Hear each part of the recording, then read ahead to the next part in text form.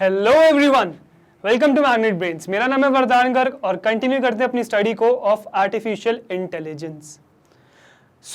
ये जो वीडियो है ये क्या है? ये कंटिन्यूएशन है आपके प्रीवियस वीडियो का। ओके, प्रीवियस वीडियो में हमने मॉडलिंग से रिलेटेड, मॉडलिंग पढ़ने से पहले मैंने आपसे कहा था कि 3 वर्ड्स में डिफरेंस जानना जरूरी है। That was AI, artificial intelligence, ML, machine learning and DL, deep learning. इन तीनों वर्ड्स में डिफरेंस पता होना चाहिए, तभी हम मॉडलिंग समझने चलें, उसके अंदर एल्गोरिथम समझने चलें तो सही है। ठीक है, सो आई होप उस वीडियो को देखने के बाद आपको समझ में आ गया होगा डिफरेंस। और अगर आपने वो वीडियो नहीं देखी है तो जाके पहले वो देखिए और फिर यहां आइए, आपको ये चीजें और बेटर समझ में आएंगी।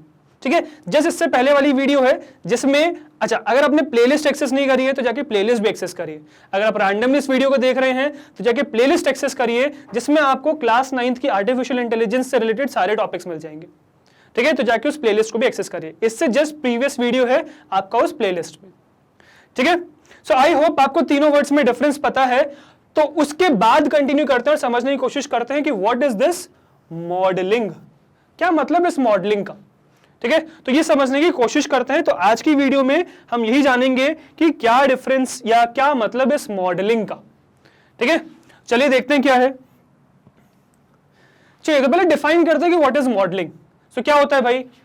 AI modelling refers to developing algorithms also called models which can be trained to get intelligent outputs। तो हमें चाहिए क्या? हमें इंटेलिजेंट आउटपुट्स चाहिए। और क्या चाहिए? हमें एक ऐसा एल्गोरिथम बना रहे हैं, डेवलप कर रहे हैं एल्गोरिथम को बेसिकली, जिसको हम ट्रेन कर सके। ट्रेनिंग डेटा अब आपको समझ में आता है, राइट? डेटा 2 पार्ट्स में डिवाइडेड है, ट्रेनिंग और टेस्ट। तो जो ट्रेनिंग डेटा है उसकी मदद से हम ट्रेन कर सकें ऐसे एल्गोरिथम्स को डेवलप करना, सच दैट वो इंटेलिजेंट आउटपुट्स दे सके। इसी प्रोसेस को हम क्या कहते हैं? इसी प्रोसेस को कहते हैं गाइस मॉडलिंग। ठीक है, अब सिंपली अगर हम शॉर्ट में समझे, that is writing codes to make a machine artificially intelligent. Simple सी बात भाई, कोड्स लिखने हैं अपने। तो जो कोडिंग वाला पार्ट है ना, वो इस स्टेज से आ जाएगा आपका। मॉडलिंग में हम क्या करेंगे? हम कोड्स लिखेंगे या कहीं से कोड्स बोरो करेंगे, उसको एफिशिएंट करेंगे, अपने सिस्टम के हिसाब से उसको एडजस्ट करेंगे, या स्क्रैच से भी लिख सकते हैं। ठीक है, इवन पाइथन तो हमें काफी सारी ऐसी लाइब्रेरीज प्रोवाइड करता है, जैसे साइकिट लर्न हो गया, है ना, for machine learning. Deep learning के लिए अगर हम चलें तो टेंसरफ्लो हो गया, केरास हो गए, उनसे आप सीधे सीधे मॉडल्स को फेच कर सकते हो, है ना, इंपोर्ट कर सकते हो। तो पाइथन तो आपको बहुत आसानी से चीजें करने को दे देगा। ठीक है, बट हो सकता है कुछ सिचुएशंस में हम उनको स्क्रैच से कोड करें। ठीक है, वो सब चीजें समझेंगे जब हम प्रैक्टिकली चलेंगे पाइथन पे। ठीक है, फिलहाल तो मतलब समझते हैं। आई होप आपको मतलब समझ में आ गया होगा कि मॉडलिंग क्या है यार। कोड वाला स्टेज आ गया, हमको अब टाइपिंग शुरू करनी है। थ्योरेटिकल चीजें हो गई, अब अपने को टाइप करना है, कोड लिखना है। ठीक है, सच दैट हम उसको ट्रेन कर सके और उससे इंटेलिजेंट आउटपुट्स एक्सपेक्ट कर सके, है ना, कि वो हमें कुछ दे तो सही यार, इंटेलिजेंट आउटपुट्स दे सके। ठीक है, तो इसी स्टेज को अपन कहते हैं क्या? इसी स्टेज को कहते हैं मॉडलिंग।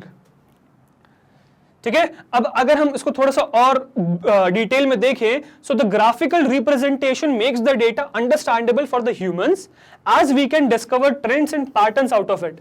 तो यार जो ग्राफिकल, इससे जस्ट पहला जो स्टेज था दैट वाज डेटा एक्सप्लोरेशन।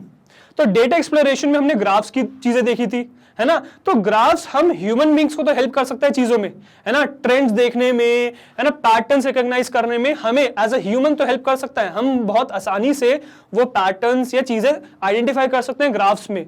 पर क्या मशीन्स भी कैपेबल है इस चीज के लिए? देखते हैं। But when it comes to machine accessing and analysing data, क्या चाहिए उसको? It needs the data in the most basic form of numbers. सबसे ज्यादा मोस्ट बेसिक, एक्चुअली मोस्ट नहीं हुआ, मोस्ट तो मतलब एक सिंगल नंबर हो गया, यूनरी को कहते हैं मोस्ट बेसिक। पर यार ये भी कम बेसिक नहीं है ना, तो 2 ही चीजें हैं बस हमारे पास। बाइनरी नंबर्स की बात कर रहे हैं यहाँ पे। तो जो बेसिक फॉर्म में मशीन्स को नंबर चाहिए, डेटा चाहिए, किस फॉर्म में चाहिए? बाइनरी के फॉर्म में चाहिए। जैसे मैंने आपसे पहले भी बात कर रखी है इस चीज पे कि मशीन क्या करता है? बाइनरी समझता है ना। अब उस मशीन को अगर आप अपनी लैंग्वेज समझा दो तो वो NLP था। ठीक है, पर यार इसका मतलब ये नहीं होता कि आप सीधे सीधे उसे समझा दोगे। जैसे कि एग्जांपल देता हूं मैं आपको, है ना। अगर आपको सपोज एक्सपेक्ट करो कि आपको फ्रेंच नहीं आती, सपोज, है ना, हो सकता है कुछ बच्चों को आती भी हो, पर मैं ये कह रहा हूं कि आपको सपोज करो कि आपको फ्रेंच नहीं आती। आप फर्स्ट टाइम फ्रेंच सीख रहे हो, है ना, पर you are expert in English and Hindi, आपको इंग्लिश और हिंदी बहुत अच्छे से आती है। अब जब आपको फ्रेंच सिखाई जाएगी, नई लैंग्वेज सिखाई जाएगी, तो क्या सीधे सीधे वर्ड्स बताएंगे? नहीं ना, वो तो हम बचपन से सीखते हैं। आपको क्या किया जाएगा, फ्रेंच के वर्ड्स को रिलेट किया जाएगा हिंदी या इंग्लिश से। जैसे कि फ्रेंच के कुछ वर्ड्स को यह कहा जाएगा कि आपका गुड मॉर्निंग को फ्रेंच में क्या बोलते हैं, गुड इवनिंग को फ्रेंच में क्या बोलते हैं, राइट, बॉन्जॉय वगैरह। तो मुझे नहीं आती फ्रेंच वैसे, है ना। सो वो सब आपको किसके रिलेशन में बताया जाएगा, इंग्लिश या हिंदी के रिलेशन में बताया जाएगा चीजें, राइट। तो वैसे ही कुछ यार यहाँ कंप्यूटर के साथ भी है। कंप्यूटर को आप अपनी लैंग्वेज सिखा रहे हो या कुछ भी सिखा रहे हो, पर वो समझेगा कैसे उस चीज को, रिलेट कैसे करेगा? तो वो एक्चुअली समझेगा एक ही लैंग्वेज, दैट इज बाइनरी। पर आप कंप्यूटर को सिखा दे रहे हो कि आपकी लैंग्वेज बाइनरी के फॉर्म में दिखती कैसी, ठीक है, बस ये बात है। अब बाइनरी में क्या क्या आता है यार, सिंपल से जीरोस आते हैं, है ना, और वंस आते हैं, ठीक है। अब सपोज करो कुछ लिखा हुआ है 0110001, है ना, ये लिखा हुआ है 011001।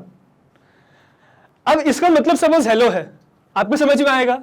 नहीं। तो जैसे ये आपको समझ में नहीं आ रहा, ऐसे ही जो आपने लिखा हेलो, है ना, जो आपने ये हेलो लिखा, ये कंप्यूटर को भी समझ में नहीं आता। जैसे आप ये लैंग्वेज नहीं समझ रहे हो कि दिस इज द मीनिंग, मतलब ये जो लिखा हुआ है 011001 इसका मतलब हेलो है, ऐसे ही कंप्यूटर भी आपका ये जो वर्ड है ना HELLO, ये नहीं समझ रहा, ठीक है। तो सिंपल सी गाइज, मतलब ये कि जो कंप्यूटर है उसको समझ में क्या आता है, बाइनरी, 0 या 1 समझ में आता है, ठीक है। And when it comes to discovering patterns and trends in data, ठीक है, मतलब ये कंप्लीट करिए अपन ने लाइन एक्चुअली, कि जब मशीन को पैटर्न रिकॉग्नाइज करना है या ट्रेंड्स रिकॉग्नाइज करना है, नहीं एक्चुअली हमने पैराग्राफ कंप्लीट नहीं किया, हमने नई चीज ही स्टार्ट करी। क्या स्टार्ट करी, देखो, when it comes to discovering patterns and trends in data, जब मशीन को पैटर्न्स या ट्रेंड्स डिस्कवर करने डेटा में, तब क्या होता है, the machine goes for mathematical representation of the same, ठीक है। तो यार ये एंड से पहले जो डेटा है, ये जो चीज है, ये अलग है, ठीक है, और ये एंड के बाद जो लिखा हुआ अलग चीज है, अलग फैक्ट है, ठीक है। तो अब हम एंड के बाद की बात कर रहे हैं, when it comes to discovering patterns and trends in data. अब देखो, हमने तो क्या किया, डेटा में ट्रेंड या फिर जो पैटर्न है वो रिकॉग्नाइज किससे कर लिया, वो हमने ग्राफ की मदद से कर लिया। पर अब मशीन को करना है, तो मशीन तो 0 1 समझती है, तो वो कैसे करेगी? वो कैसे करेगी ट्रेंड या पैटर्न को recognise? The machine goes for mathematical representation. तो यार वो मैथमेटिकल रिप्रेजेंटेशन की मदद से करेगी पैटर्न या ट्रेंड्स को रिकॉग्नाइज। कौन? एक मशीन, किसमें? डेटा में, ठीक है, सिंपल सी बात। Now, the ability to mathematically describe the relationship between parameters in the is the heart of every AI model. So, सबसे ज्यादा AI models में important क्या है, उसका heart क्या है ना? ये mathematically describe करना relation between पैरामीटर्स, या फिर जो आप फीचर्स यूज कर रहे हो ना, उन फीचर्स के बीच में रिलेशन को आइडेंटिफाई करना या पैटर्न को आइडेंटिफाई करना, मैथमेटिकली ही एआई मॉडल का मेन पार्ट है, या आप कह सकते हो the heart of AI model lies there, ठीक है। So this is important. So आगे कंप्लीट करते हैं। thus whenever we talk about developing AI models, it is the mathematical approach towards analyzing data which we refer to। तो यार जब भी हम बात करते हैं ना डेवलपिंग AI मॉडल्स के बारे में, तो हम क्या बात कर रहे होते हैं, हम बात कर रहे होते हैं उस मैथमेटिकल अप्रोच को डेवलप करने की तरफ या एनालाइज करने की तरफ, जिससे कि हमारा जो डेटा का ट्रेनिंग है वो परफेक्ट हो सके। तो मेन जो टास्क है वो क्या है, वो मैथमेटिकल अप्रोच चाहिए रिलेशनशिप डिफाइन करने के लिए बिटवीन पैरामीटर्स, ठीक है। आई होप आपको ये समझ में आया होगा कि क्या है, और आप इसको लिख भी पाएंगे, ठीक है। व्हाट इज दिस, आप ये लिख पाएंगे, आई होप दैट, ठीक है। चलिए अब एक काम करते हैं, जरा इसके टाइप्स देखते हैं कि एआई मॉडल्स के टाइप्स क्या क्या होते हैं। तो गाइस एआई मॉडल्स दो पार्ट्स में डिवाइडेड है। First is your learning based, next is your rule based. पहला लर्निंग बेस्ड, दूसरा रूल बेस्ड, ठीक है। लर्निंग बेस्ड फर्दर डिवाइडेड है दो पार्ट्स में, which is your machine learning and deep learning, ठीक है। तो यही रीजन है मैंने आपसे कहा था कि पहले प्रीवियस वीडियो देख के आइएगा। प्रीवियस वीडियो में मैंने बहुत अच्छे से एक्सप्लेन किया है difference between AI, ML and DL. तो अगर आपने वो वीडियो नहीं है प्लीज देखिए, ये डिफरेंस आपको समझ में आएगा। तो आपको ये क्लासिफिकेशन भी समझ में आएगा कि ये जो दोनों चीजें हैं ये मशीन लर्निंग के अंदर है, सही लर्निंग बेस्ड के अंदर है, लर्निंग बेस्ड के पैरेलल चलता है, एक रूल बेस्ड, और ये सब मिलके आपका बनता है एआई मॉडल्स। सो अगर आपने वो वीडियो देखी है तो आप आइडेंटिफाई कर पा रहे होगे, तो जो एआई मॉडल्स का कुछ पार्ट था ना जो मशीन लर्निंग डीप लर्निंग नहीं था, तो वो कौन सा पार्ट था, वो ये रूल बेस्ड सिस्टम ही था। ठीक है, तो इस रूल बेस्ड सिस्टम वो एआई का पार्ट तो है पर आपका मशीन लर्निंग या डीप लर्निंग का पार्ट नहीं, बिकॉज इसमें लर्निंग नहीं चाहिए मशीन को। ठीक है, सो आई होप ये आपको याद हो गया होगा अब तो। AI models classified into two types, that is learning based and rule based, and your learning based is further classified in two types, machine learning and deep learning. ठीक है, अब ये बहुत इंपॉर्टेंट क्लासिफिकेशन है, बिकॉज सीधे सीधे आपसे पूछ लेते हैं क्लासिफाई एआई मॉडल्स, किन किन पार्ट्स में क्लासिफाइड है उनको डिफाइन कर दीजिए। ठीक है, तो आपको ये पहली बात तो क्लासिफिकेशन याद होना चाहिए कि कैसे आपने क्लासिफाई किया एआई मॉडल्स को, और फिर इनकी डेफिनेशन याद होनी चाहिए कि लर्निंग बेस्ड का क्या डेफिनेशन है, रूल बेस्ड का क्या डेफिनेशन है, क्या मतलब है इनका, ये पता होना चाहिए। तो एक एक करके समझते हैं क्या है। ठीक है, तो सबसे पहले आपका आ जाता है guys rule based approach. So what is rule based approach? Rule based approach refers to the AI modeling where the relationship or patterns in data are defined by the developers. ठीक है, वेरी इंपॉर्टेंट डिफरेंस क्या कि rule based approach में क्या करते हैं अपन, जो relationship या पैटर्न्स हैं डेटा में वो क्या मशीन खुद समझती है? नहीं यार, मशीन नहीं समझती, उसको डेवलपर देता है डेवलप करके वो पैटर्न या वो रिलेशनशिप, वो खुद नहीं समझती उस चीज को। ठीक है, the machine follows the rules or instructions mentioned by the developer and performs its task accordingly. करती क्या है मशीन? मशीन्स को कुछ सेट्स ऑफ रूल्स दे रखे हैं in sense of machine language, है ना, जो लैंग्वेज मशीन समझ सकती है उस लैंग्वेज में हमने उसको कुछ रूल्स प्रोवाइड कर रखे हैं और उसी बेसिस पे वो रूल्स फॉलो करके ही वो मशीन एक्ट करती है। ठीक है, पर्टिकुलर कोई सिचुएशन आई तो उसके पास कंडीशन है ये, तो ये करूंगा मैं, मतलब यस हुआ तो ये, नो हुआ तो ये, यस नो क्वेश्चन पे बेसिकली ये चीज वर्क करती है आपकी रूल बेस्ड यस नो पे। ठीक है, तो ये आपका क्या होता है, ये आपका होता है रूल बेस्ड अप्रोच, जिसमें जो सारा काम है कौन कर रहा है, आपका एक डेवलपर कर रहा है, जो डेवलप कर रहा है ना मशीन को, वही एक काम कर रहा है, डेवलपर कर रहा है। ठीक है, जैसे कि एग्जांपल समझते हैं इसको। ठीक है, ऑल्दो हम ये चीज अभी डिटेल में समझेंगे, that is a decision tree. ठीक है, डिसीजन ट्री को अभी हम डिटेल में समझेंगे, ये रूल बेस्ड अप्रोच का एक एग्जांपल है ना, एक टाइप का एल्गोरिथम है डिसीजन ट्री, है ना, उसी का ये रूल बेस्ड अप्रोच का एग्जांपल है। इसके बारे में हम डिटेल में अभी एक और वीडियो में आपको लाऊंगा। ठीक है, जिसमें डिसीजन ट्री एक डेटा सेट पे अपन डिसीजन ट्री बनाएंगे। ठीक है, पर ये समझ लेंगे डिसीजन ट्री होता क्या है ना, यस नो पे बेस्ड होता है, सिंपल सी बात है ना। क्या करेगा, एक क्वेश्चन होगा, उसके यस पे बेस्ड कुछ आगे बढ़ेंगे अपन, नो पे बेस्ड कुछ आगे बढ़ेंगे। जैसे कि सबसे पहला question, do you follow magnet brains, a question, दो आंसर हो सकते हैं, यस और नो, है ना। अगर आप नो बोलते हो so you are not that awesome, you are not that awesome. ठीक है, बट अगर आप फॉलो करते हो मैग्नेट ब्रेन्स को, then I have one more question for you, what is that, do you follow AI, AI को follow करते हो क्या? If yes then you are very pretty awesome. ठीक है, आप बहुत हो, है ना। एंड अगर आप नो हो, नॉट दैट अमेजिंग। ठीक है, although you are awesome but not that. AI को फॉलो करो, है ना, you will become very much awesome. ठीक है, तो ये जो यस नो पे बेस्ड चीज है, एक टाइप का एल्गोरिथम ही तो है ना, स्टेप बाय स्टेप आप कुछ कर रहे हो, यही है आपका रूल बेस्ड अप्रोच। आपने रूल प्रोवाइड कर दिए, यस तो ये करो, नो तो ये करो। मशीन थोड़ी कुछ सीख रही है, लर्न करके अपने हिसाब से थोड़ी सिचुएशन के हिसाब से एक्ट कर रही है। क्या हो रहा है, इसको कुछ रूल्स हमने प्रोवाइड कर रखे हैं, उस रूल को फॉलो करके ये कुछ सेट ऑफ इंस्ट्रक्शंस को परफॉर्म कर रही है, कौन? मशीन। ठीक है, तो ये गाइस आपका है रूल बेस्ड अप्रोच। इसका एक एग्जांपल आपका डिसीजन ट्री है ना। डोंट वरी, डिसीजन ट्री के बारे में हम एक सेपरेट वीडियो लाऊंगा मैं आपके लिए, जिसमें एक डेटा सेट की मदद से हम डिसीजन ट्री बनाएंगे।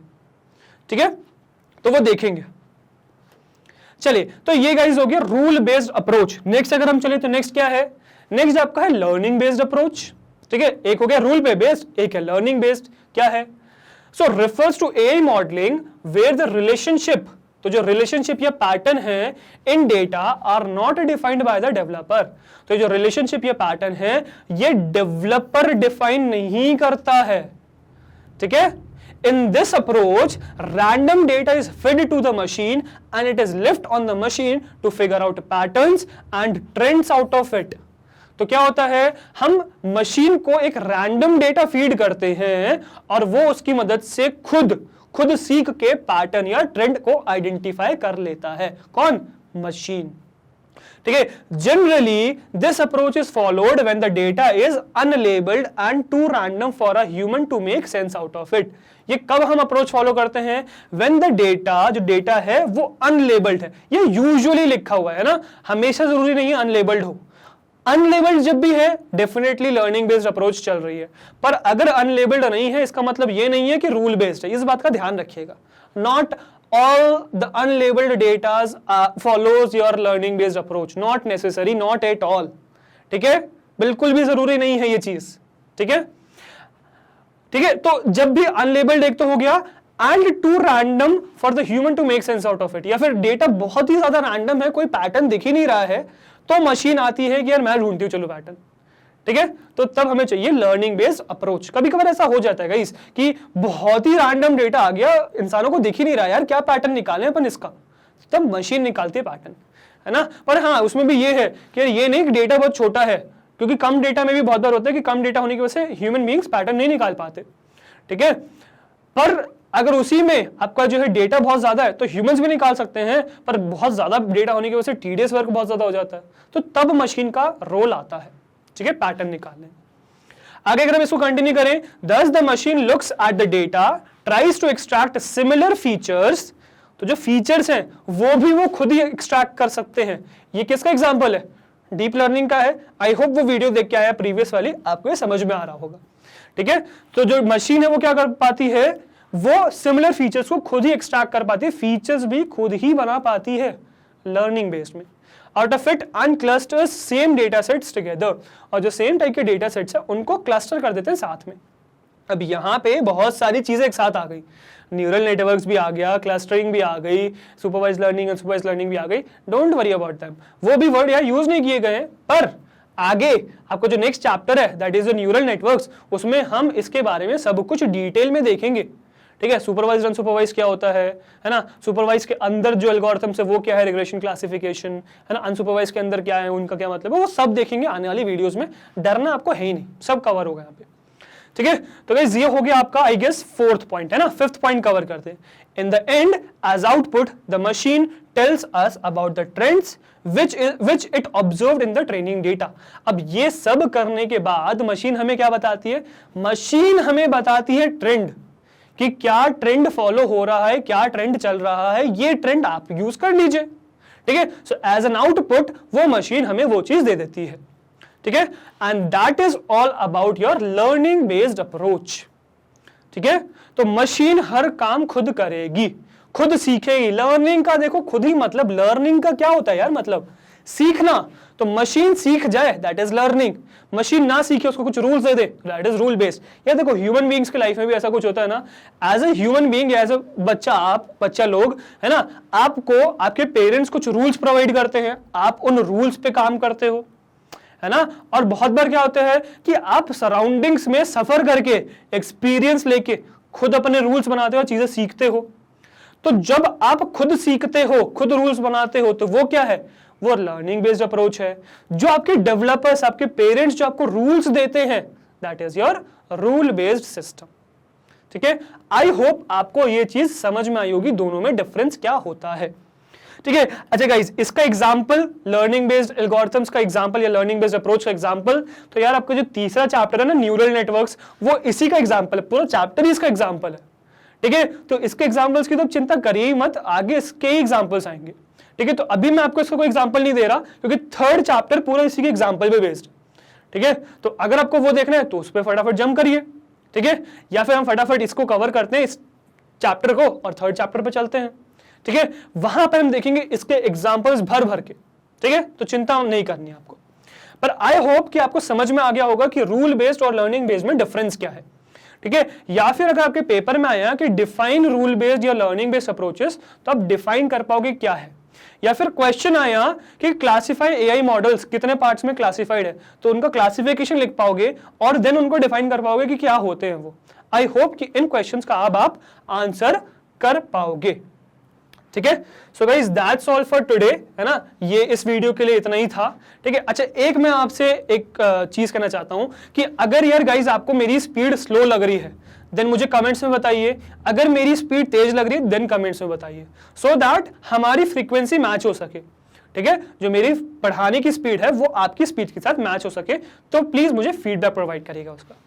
ठीक है, एक चीज और कि अगर यार आप सोचते हो कि हम सिर्फ यूट्यूब पे हैं, तो यार ऐसा नहीं है, हम यहां पर भी अवेलेबल है। क्या है ये हमारी ऑफिशियल वेबसाइट है magnetbrains.com। गूगल पे सर्च करिए magnetbrains.com। जो पहली वीडियो आएगी ना, या सॉरी वीडियो कह रहा हूं, बार बार वीडियो फ्लैश हो रहा है ना, जो सबसे पहली लिंक आएगी उस लिंक पे क्लिक करोगे तो यहाँ magnetbrains.com पे आप आ जाओगे। This is our home page. ठीक है, ये हमारा होम पेज है, यहाँ पे आपकी क्लासेस लिस्टेड है। ठीक है, तो आपको जिस भी क्लास का जो भी कोर्स पढ़ना है उस पर क्लिक करिए और वो आप देख सकते हो जो भी कोर्सेज हम ऑफर कर रहे हैं। ठीक है, तो जैसे कि अभी फिलहाल हम क्लास 9th पे हैं, तो क्लास 9th पे क्लिक करेंगे, क्लास 9th पे क्लिक करेंगे तो यहां पे हम लैंड कर जाएंगे। ठीक है, तो ये यार हमारा क्लास 9th का पूरे सब्जेक्ट्स है, जो जो सब्जेक्ट्स हम ऑफर करते हैं फॉर क्लास 9th, वो सारे सब्जेक्ट्स यहाँ पे अवेलेबल हैं। ठीक है, तो आपको जो भी सब्जेक्ट देखना है, जो भी कोर्स देखना है, उस पर वॉच नाउ पे क्लिक करिए और वहां पे चले जाइए। ठीक है, अब अगर आप यहाँ पे आर्टिफिशियल इंटेलिजेंस के लिए आए हैं तो यार एआई तो नहीं दिख रहा है यहाँ पे। ठीक है, थोड़ा नीचे स्क्रॉल डाउन करो, दिखेगा। ठीक है, नीचे स्क्रॉल डाउन करिए, देखो ये आ गया। ठीक है, ये आपका आ गया आर्टिफिशियल इंटेलिजेंस। अगर आपको ये देखना है तो यहाँ वॉच नाउ पे क्लिक करिए, पूरी प्लेलिस्ट खुल जाएगी आर्टिफिशियल इंटेलिजेंस की। इस पे क्लिक करेंगे वॉच नाउ पे तो गाइस ये आपकी खुल गई पूरी प्लेलिस्ट। ठीक है, अब आपको जो भी वीडियो देखना है उस वीडियो पे करिए क्लिक। जैसे मैंने सिलेबस ओवरव्यू पे क्लिक किया, ये देखते चलो, है ना, तो सिलेबस ओवरव्यू पे जैसे क्लिक किया तो ये वीडियो आपके पास पॉपअप हो जाएगी। ठीक है, इस वीडियो को एंजॉय करिए। ठीक है, और इस वीडियो में वो सब चीजें हैं, वो सब फीचर्स हैं जो यूट्यूब पे हैं आपके पास। प्ले पॉज का, वीडियो आगे पीछे करने का, स्पीड कंट्रोल करने का, वॉल्यूम कंट्रोल करने का, मैक्सिमाइज करने का, सब फीचर्स हैं यहाँ पे, जो भी आप चाहें। ठीक है, पर यहाँ पे क्यों आए फिर यार, सेम फीचर्स हैं यूट्यूब पे भी, यहाँ पर भी, यहाँ क्यों आए? तो यार यहाँ डिस्ट्रैक्शन नहीं है। यूट्यूब पे एड्स मिलते हैं आपको डिस्ट्रैक्ट करने के लिए इधर उधर के, और इधर उधर की चीजें पॉपअप होती रहती हैं आपको डिस्टर्ब करने के लिए। आप पढ़ने आए हो कि डिस्टर्ब होने आए हो, है ना? तो अगर आपको पढ़ना है, सिंसियरली पढ़ना है विदाउट एनी डिस्ट्रैक्शन, यहाँ पे आइए, यहाँ आपको कोई डिस्ट्रैक्शन नहीं मिलेगा। ठीक है, तो इसीलिए हमने आपके लिए ये प्लेटफॉर्म बनाया। अब आप ये सोचते हो कि सर ये हो सकता है पेड हो, है ना? तो यार गाइज ये पेड भी नहीं है। जैसे आपका YouTube फ्री ऑफ कॉस्ट आपको वीडियोस दे रहा है, वैसे ये भी आपको फ्री ऑफ कॉस्ट दिया जाएगा। इन केस, बल्कि इन फैक्ट एक्चुअली, कि जो वीडियोस आपके YouTube पे अवेलेबल है ना, वो सेम वीडियोस यहाँ पर भी है, सेम वीडियोस है। ठीक है, ये प्लेटफॉर्म बनाया सिर्फ आपको डिस्ट्रैक्शन कम करने के लिए गया है। ठीक है, तो यहाँ पे एक बार विजिट करिए एंड शेयर योर फीडबैक्स कि कैसा रहा आपका एक्सपीरियंस यहाँ पे।